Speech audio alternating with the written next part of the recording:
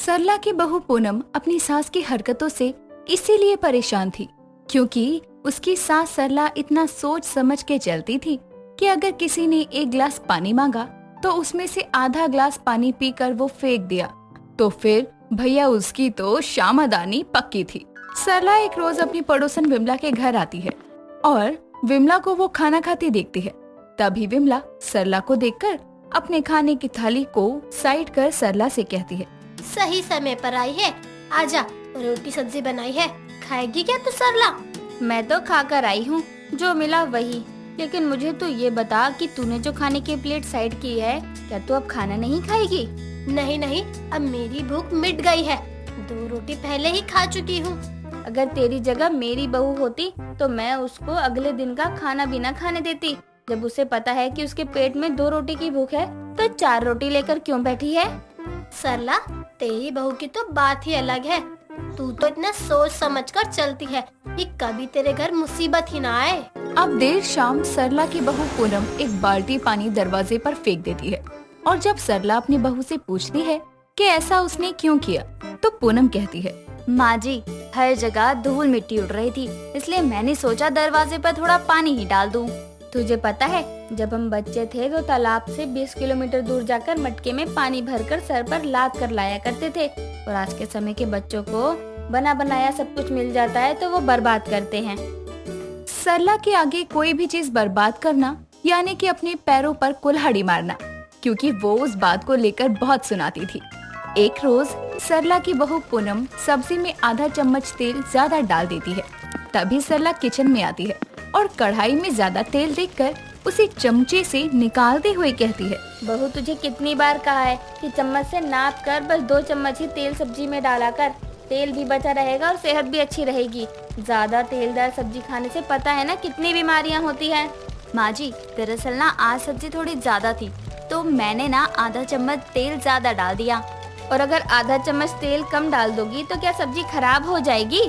बिल्कुल भी नहीं, बल्कि पता भी नहीं चलेगा कि इसमें क्या कमी है। पूनम अपनी सास की रोक टोक सोच समझकर चलने की आदत से बहुत ज्यादा परेशान थी। लेकिन इस बार तो सरला ने हद ही कर दी थी, क्योंकि इस बार सरला की बहू पूनम के पिता महेंद्र सिंह का अपनी बेटी से मिलने आना होता है।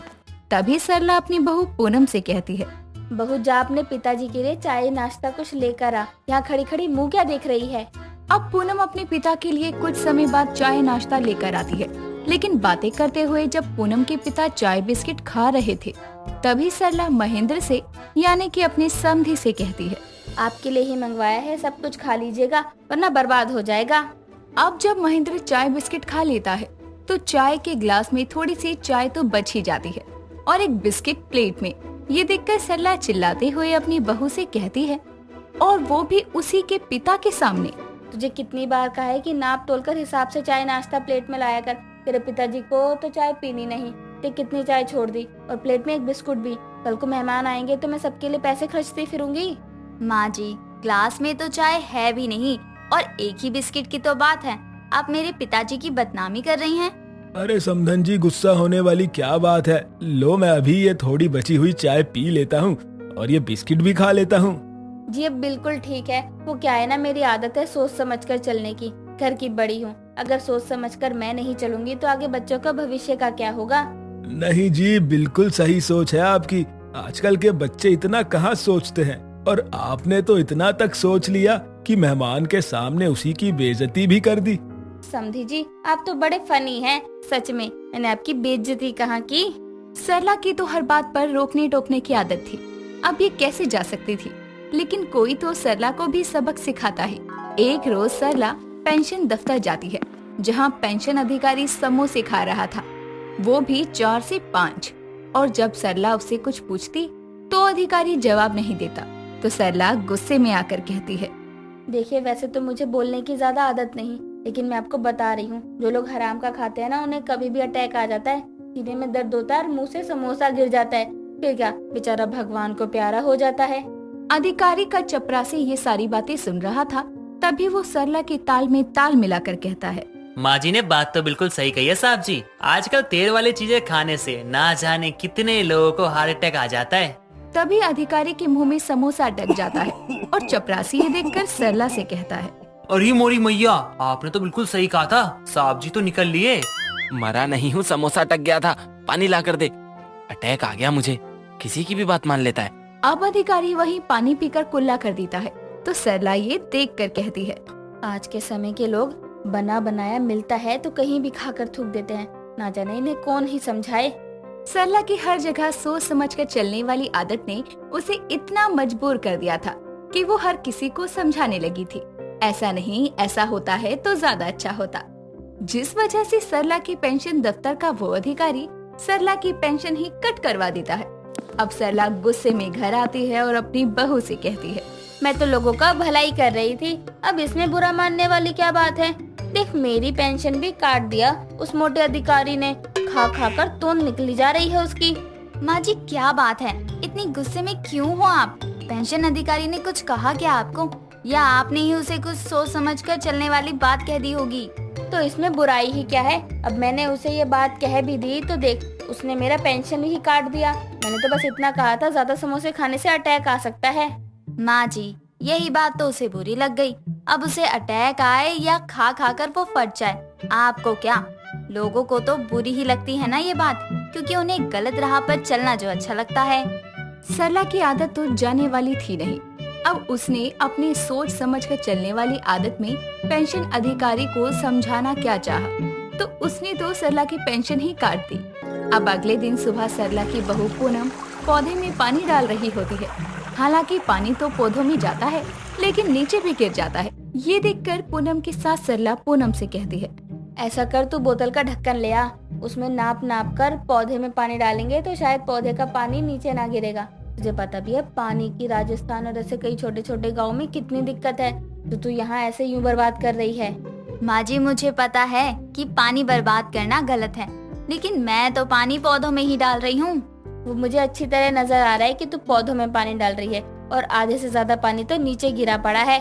सरला की बहू पूनम को ये बात बहुत बुरी लगती है। अब सरला की बहू पूनम सरला को सबक सिखाने के लिए उसके ही नक्शे कदम पर चलने लगती है और चाय बनाते वक्त पानी में नाम का दूध, चीनी और पत्ती डालकर गंदी सी चाय बनाकर अपनी सास को देती है, जिसे पीकर सरला कहती है, बहू ये कैसी चाय बनाई है?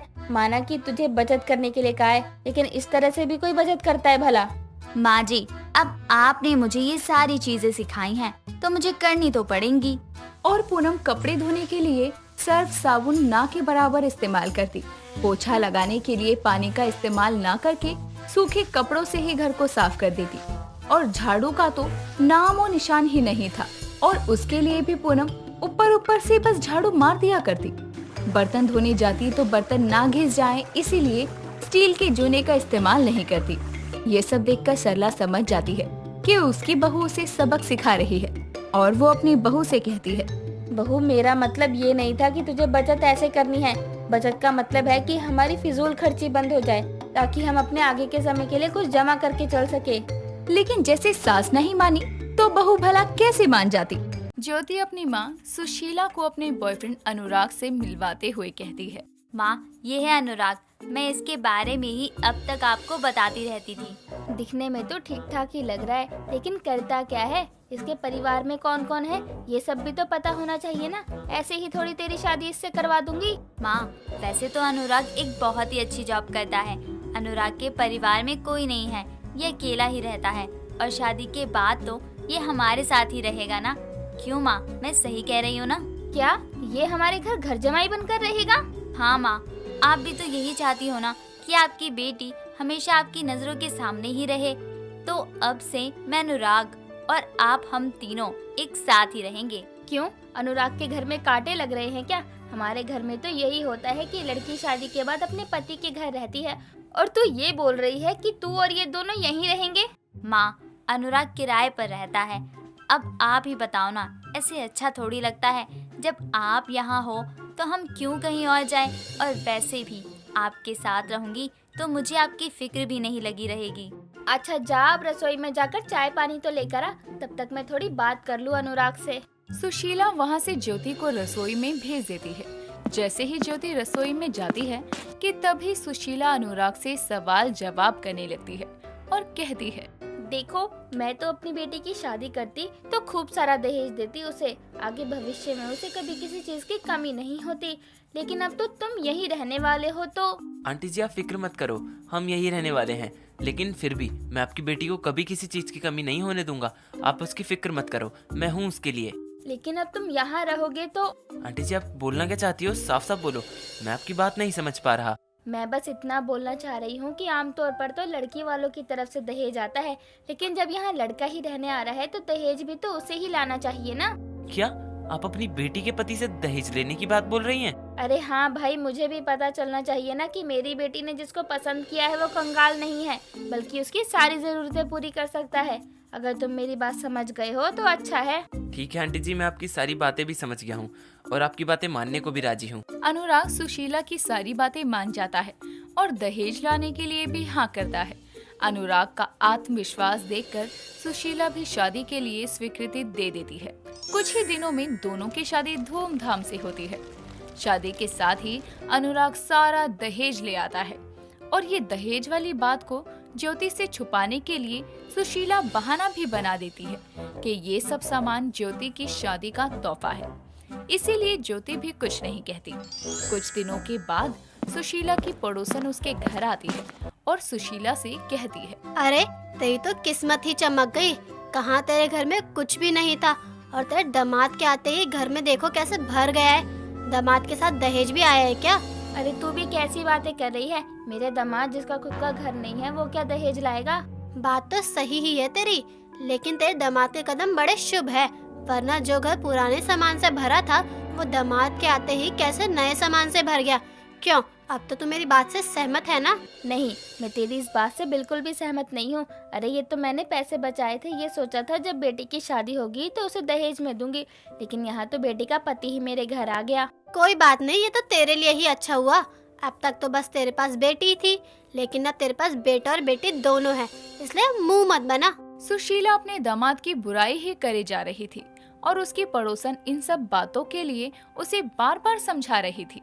इतने में अनुराग वहाँ पर अपना लैपटॉप लिए आता है और अनुराग को देखकर सुशीला कहती है, अब खुद ही देख ले, मेरा दामाद तो घर पर ही रहता है तो ये दहेज कहाँ से लाएगा? अरे इसकी इतनी ही औकात होती तो ये मेरी बेटी को अपने घर लेकर जाता ना, यहाँ घर जमाई बनकर नहीं रहता।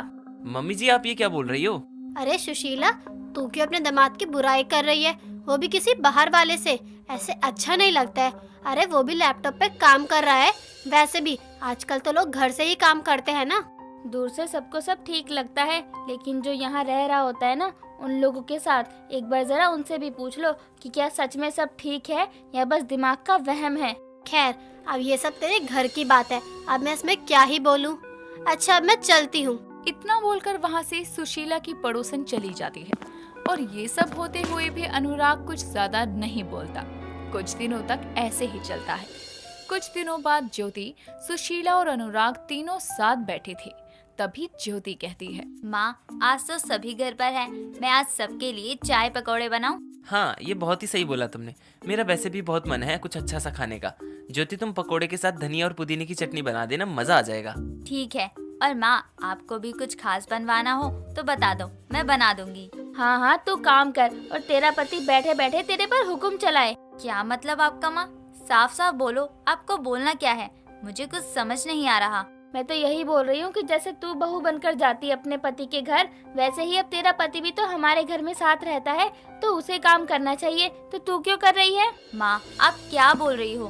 वैसे ही अनुराग जी दिन भर काम करते रहते हैं और अब क्या घर का काम भी वही करें? वैसे तो आप बड़ा बोलती थी कि लड़की को शादी के बाद अपने ससुराल में रहना होता है, लेकिन अब जब अपने ही दामाद से खाना बनाने की बात कर रही हो तो बुरा नहीं लग रहा? ज्योति तुम माँ को क्यों जवाब दे रही हो? जो माँ के मन में था माँ ने तो वही बोला है ना।